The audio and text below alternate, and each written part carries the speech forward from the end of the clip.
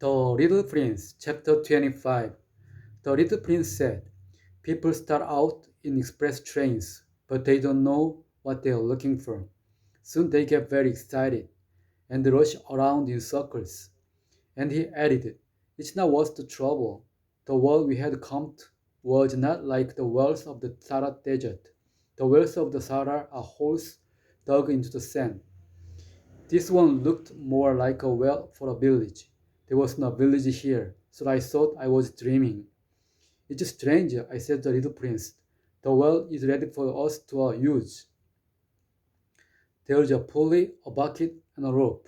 He left and took hold of the rope. The pulley started turning around. As it turned, it made loud noises, as though it had been asleep a long time.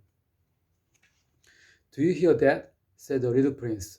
You've awakened this well, and now it's singing. I didn't want him to get tired. Let me do that, I said to him. It's too heavy for you. Slowly, I lifted the bucket to the edge of the well. I set it down with great care. The pulley continued to sing, and I saw the sunshine on the water. I'm thirsty for that water, said the little prince. Let me drink some. And I understood that he had been looking for water too. I raised the bucket to his lips. He drank, with his eyes closed. The water was as sweet as a banquet, so much sweeter than water usually tastes. Its sweetness came from our work beneath the stars, from the song of the pulley, and from the effort of my arms to carry the little prince. It was good for the heart, like a Christmas present, and the lights, the music, and the warm smiles which always made the present more magical. People where you live, said the little prince, grow 5,000 roses in one garden, but they don't find what they are looking for.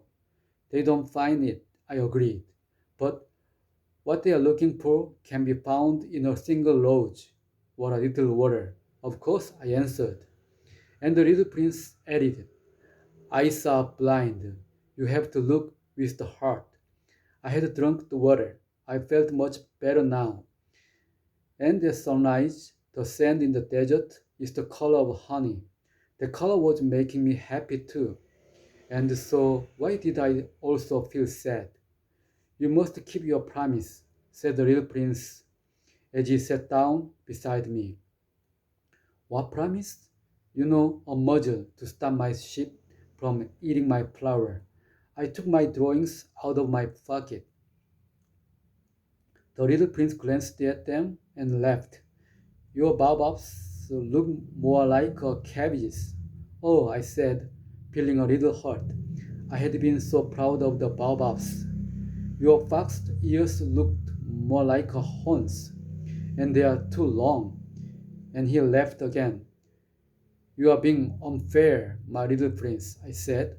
I didn't know how to draw anything but bows from the inside and bows from the outside. It's okay, he said. Children understand. Then he drew a muzzle and feeling very sad. I handed it to him. Did you make plans that you didn't tell me about? But he didn't answer. He said, tomorrow will be the first anniversary of my fall to us. He was silent a moment. Then he said, I landed very near here. He looked embarrassed. Again, without knowing why, I felt a strange sadness. Then suddenly I knew. So, when you met in the middle of the desert 8 days ago, it was not by chance. You are returning to the place where you fell to us. The little prince looked embarrassed again.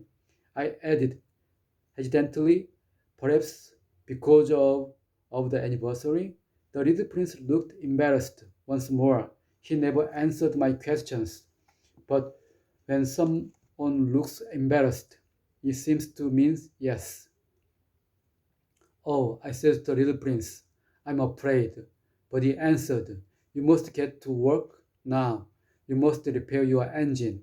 I'll wait here. Come back tomorrow night. His words didn't make me feel better. I remembered the fox.